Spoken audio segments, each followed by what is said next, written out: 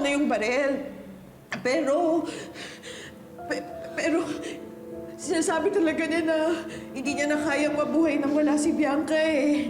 Talagang ginusto niya to eh. Kusa siya tumalon doon sa bangin, doon sa lugar ko sa nahulog doon si Bianca. Oh God. He committed suicide?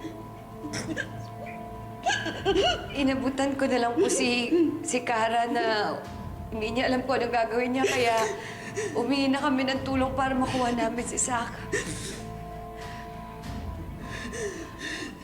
Paano si Tito Lucas? At si... No. Your Tito Lucas wasn't there. Naghiwalay na kami. It was just me and your dad. Wala nang ibang tao doon. Okay?